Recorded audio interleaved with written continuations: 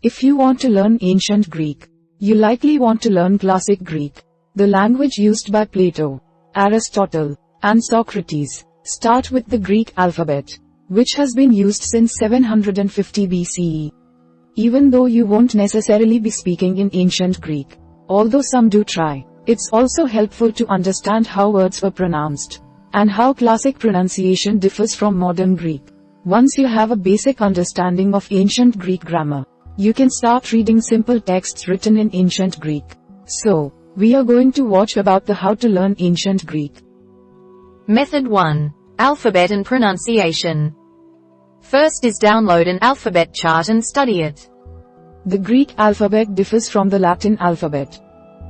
If you want to learn ancient Greek, start by learning the alphabet, just as the alphabet was likely one of the first things you learned in your native language. Free Greek alphabet charts are available from many websites and organizations, such as the one available for download at https://www.omniglot.com/writing/greek.htm. In addition to learning how to recognize the letters, you'll also want to practice writing them. The Open University has free ancient Greek alphabet quizzes that you can use to test your knowledge of the alphabet. To use them, go to https://www.open.ac.uk/arts/Greek/# and click on Letters. Step 2. Start by pronouncing the 5 vowel sounds. There are 7 vowels in Greek, but there are only 5 distinct vowel sounds. Eta, iota, and upsilon all make the same sound. Similarly, omicron and omega both make the same sound. There is no phonetic distinction between short and long vowels. A long vowel is simply said longer. The 5 vowel sounds in ancient Greek are as follows. A, alpha. Alpha makes an ah sound, as the in the English word father. A, epsilon makes an a sound, as the a in the English word pet. Eta makes an e sound, as the e in the English word meat. Iota sounds exactly like ether. Omicron makes an ah sound, as the o in the English word gossip.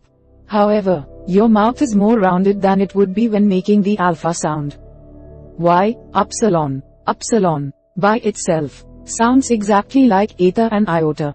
In combination with an omicron, makes an oo sound as in the English word lute. Omega, pronounced the same as omicron. Step 3. Try the first 5 consonants that make familiar sounds. The Latin alphabet used for English and other European languages is derived from the Greek alphabet. And many of the Greek consonants make sounds similar to the corresponding letter in the Latin alphabet. B, beta, sounds like the b in the English word bet. Note that this is different from modern Greek, in which beta sounds like the v in the English word wet. Gamma sounds like the g in the English word got. This ancient pronunciation also differs from the modern Greek pronunciation. Delta sounds like the d in the English word do. In modern Greek, delta sounds like the th in the English word this. Kappa sounds like the k in the English word skip. Unlike English, kappa is never aspirated, said with an audible breath. Lambda sounds like the l in the English word lap. Step 4. Move on to the next 5 consonants that sound like their English counterparts. Once you've got the first 5 consonants down, which shouldn't take extensive practice, move on to the next 5 consonants with familiar sounds. While the letters don't necessarily look like their counterparts in the Latin alphabet, the sounds are similar. M, mu sounds like the m in the English word map. N, new sounds like the n in the English word new. However, the name of the letter is pronounced ni, not new, or nu, as you may hear it pronounced in English. Pi sounds like the p in the English word spot. Note that pi is never aspirated as it is in English. Sigma sounds like the S in the English word soup. T, tau, tau, sounds like the T in the English word stop. As with pi, tau is never aspirated as it is in English. Step 5. Practice the consonants that make sounds that don't exist in English. Some Greek letters make a sound not made by a single letter in the Latin alphabet. For a few of these consonants, the sound they make doesn't exist in English at all but can be compared to sounds in other languages. Z, zeta, zeta. In ancient Greek, zeta sounds like the ZD in the name Mazda. In modern Greek, zeta sounds like the Z in the English word zone. Theta, theta, theta. In ancient Greek, a more aspirated version of the T sound in the English word top. Think of making a T sound, followed immediately by a separate hard H sound, as in the English phrase hothead. She, KSI or she, sounds like the X in the English word fox. The letter does not make a different sound, regardless of where it occurs in the word. P, ro, a tap rather than a trill, as in the Spanish word pero, may also have been trilled, as in the Spanish word pero. However, in Greek, unlike in Spanish, it makes no difference, in terms of the definition of the word, whether you trill the ro or not. Phi, pronounce an aspirated P, similar to the PH, in the English phrase top hat. X, chi, in ancient Greek, an aspirated K sound, similar to the KH sound in the English phrase duck head. In modern Greek, she sounds similar to the German or Scottish CH or the Spanish J sound. Psi, sounds similar to the PS in the English word lopsided. Finally, use pitch to differentiate syllables. In English and European languages, syllables are stressed to differentiate them from one another, meaning that one syllable is pronounced slightly more loudly than the others. Ancient Greek uses changes in pitch to differentiate syllables, similar to tonal languages, such as Chinese. There are 3 basic tones or pitches in ancient Greek, referred to as accents. An acute accent is a high pitch, represented with a over the vowel.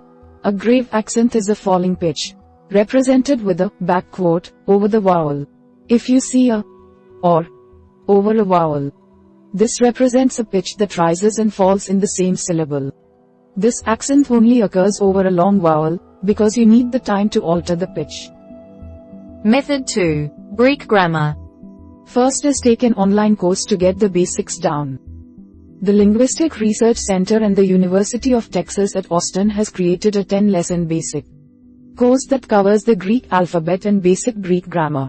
While these courses won't necessarily get you to the point where you can read ancient texts with ease, they will give you a solid foundation that you can use to advance your study.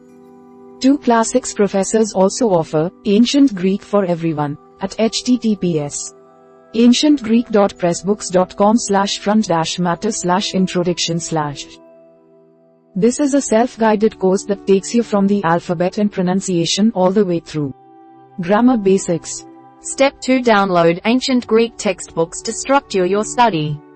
If you're studying ancient Greek on your own, a textbook will help you organize your study and progress dramatically.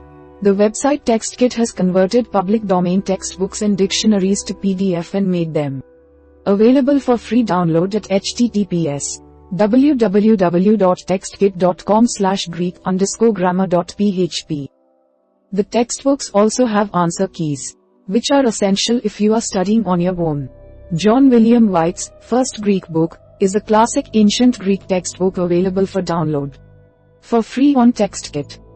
To supplement the book, you can use the online tutorial available at https://daedalus.umkc.edu/firstgreekbook/. Finally, watch videos on ancient Greek. The Center for Hellenic Studies at Harvard University has a video series with 64 videos that provide an introduction to ancient Greek. The entire series is the equivalent of 2 semesters of a college-level introductory course. To access the videos, go watch them directly on YouTube. which may be helpful if you want to watch them from the YouTube app on a mobile device. These videos follow a specific textbook, portions of which are available for free on Google Scholar. You can also order the book online. However, the videos are still helpful even if you're using a different textbook. Method 3. Free online resources. First is participate in an online forum. It's not all that common to find people conversing in ancient Greek. However, the website TextKit has ancient Greek forums at https www.textkit.com/Greek-Latin-forum/ where you can chat with people who are learning ancient Greek, as well as those who have mastered the language. In addition to a board on learning Greek, the website also hosts a board that discusses Homeric Greek and early Greek poetry, as well as a separate board for New Testament Greek, which differs in some respects from ancient Greek. Step 2. Download worksheets and handouts for practice. Many university classics departments offer free worksheets and handouts related to specific aspects of ancient Greek. View these online and download or print the ones you think would be the most helpful for you. Some pages you might find useful include Nifty Greek handouts from the Department of Classics at the University of Chicago. https classics.uchicago.edu/faculty/dig/nifty Greek. Greek grammar review from Classical Studies at Cornell College. https www.cornellcollege.edu/classical_studies/review Greek/greekgrammar.shtml. Finally, access free copies of classic Greek literature. Ancient Greek texts are public domain works, and even some of the oldest translations are no longer subject to copyright protection. This means you can find copies of most famous classic literary works online for free. The University of Arkansas has a collection of links to classical texts online at https uark.libguides.com/c.php. G equals 78,694 and P equals 3,780,493.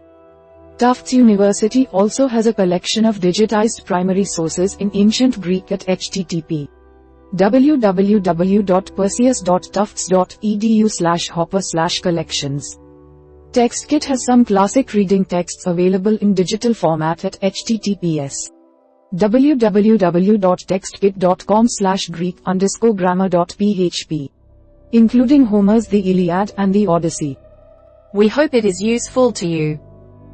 Please subscribe to our channel to upskill yourself.